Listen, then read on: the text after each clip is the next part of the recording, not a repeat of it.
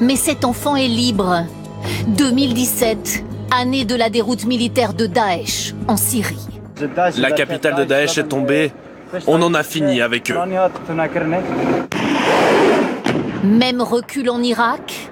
En juillet, l'organisation État islamique perd la ville de Mossoul. Venez voir là, ce sont les cellules de torture de Daesh. C'est la fin d'un régime de terreur. Certains djihadistes sont faits prisonniers, d'autres se replient vers des zones désertiques. Des terroristes affaiblis, mais pas vaincus. Cette adolescente et sa mère viennent d'échapper à un attentat lors d'un concert à Manchester.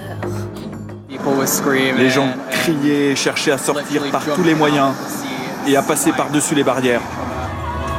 Attentat suicide à la sortie du concert d'Ariana Grande. Oh my God. 22 morts, dont une majorité d'enfants et d'adolescents. Attaque revendiquée par l'organisation État islamique. Et à Barcelone, au cœur de l'été, c'est une camionnette folle qui fauche des dizaines de touristes sur la Rambla. Là encore, Daesh revendique le carnage. Les djihadistes tentent aussi de s'approprier la responsabilité de la fusillade de Las Vegas. À chaque fois que le terroriste s'arrêtait de tirer pour recharger, on se levait et on essayait de s'enfuir. Le tireur est embusqué derrière cette fenêtre d'hôtel. Son arsenal est impressionnant. C'est un retraité américain aisé, fan de jeux d'argent. Le monde semble devenu fou. Tout comme notre climat. Cet été, les vacanciers de Bormes-les-Mimosas ont vu les incendies de très près. Il y a des feux qui partent de partout, donc on est dans l'inconnu là. Hein. 97 départs de feu dans le Var et les Alpes-Maritimes entre juillet et août. 4000 hectares ravagés.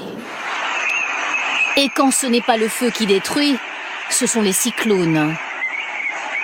Irma dévaste Saint-Martin et Saint-Barthélemy dans les Antilles. On n'a plus rien à la maison, on vivait avec mon conjoint et sa famille, tout s'est envolé. 350 milliards d'euros de dégâts, c'est le bilan dans le monde de cette saison cyclonique inédite. Rarissime aussi ces feux en Californie, à l'approche de Noël. Stupéfiantes images d'une autoroute léchée par les flammes. 2017, c'est aussi l'année du transfert le plus cher de l'histoire. Le PSG s'offre Neymar pour 222 millions d'euros.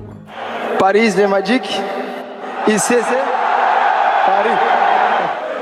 Joie des supporters, mais polémique après ce mercato stratosphérique. Un joueur acheté à prix d'or, alors qu'en Libye, des hommes sont vendus pour quelques centaines d'euros. Des migrants devenus esclaves. Ces enchères vont donner la nausée au monde entier. Mais voilà de quoi nous réconcilier avec 2017. Record de fréquentation pour l'exposition Choukine à la Fondation Louis Vuitton. Je ne sais pas si on aura l'occasion de revoir une concentration d'œuvres comme ça. 1 200 000 visiteurs subjugués devant 278 chefs-d'œuvre, des Picasso, des Matisse, des Gauguin. Et puis il y eut la folle épopée de ce tableau de Léonard de Vinci. Acheté 10 000 euros en 2005, il se vend 380 millions d'euros chez Christie's, record mondial. Un autre record, celui de la popularité, des centaines de milliers de fans à Paris pour les obsèques de Johnny Hallyday. J'ai plus de 50 concerts à mon palmarès, fallait que j'aille jusqu'au bout, moi là, malheureusement. 2017, l'année qui aura vu la disparition d'une légende nationale. Funérailles de rocker et adieu magistral. Johnny Hallyday capable de rassembler les Français de toute génération.